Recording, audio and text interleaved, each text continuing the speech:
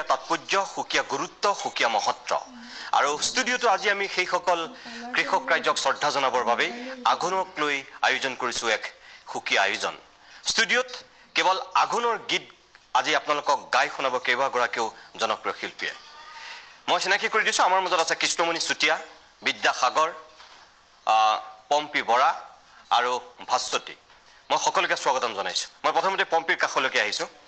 ৰুদ্ৰ বড়ুৱে বহুত গীত লিখিছিল কেশৱ মহন্তইও বহুত গীত লিখিছিল আঘোণক লৈ এটা গীতেৰে অনুষ্ঠানটো আৰম্ভ কৰোঁ ৰুদ্ৰ বড়ুৱা কেশৱ মহন্ত কাৰোবাৰ গীত হ'ব নেকি মই আঘোণক লৈ যদি গীত গাওঁ প্ৰথমে গাব লৈছোঁ আনন্দৰাম দাসৰ এটি খুব ধুনীয়া গীত সুন্দৰ আঘোণৰ আনন্দৰাম দাসৰো গীত আছে সুন্দৰ হয়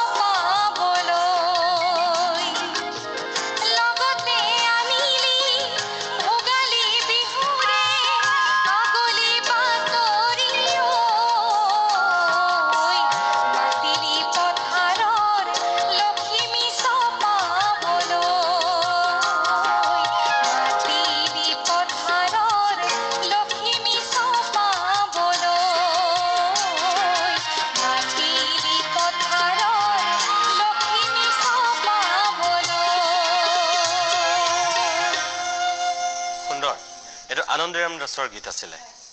কৃষ্ণমণি গীতটো কেনেকুৱা লাগিলে মই আনন্দৰাম ওচৰৰ এনেও গান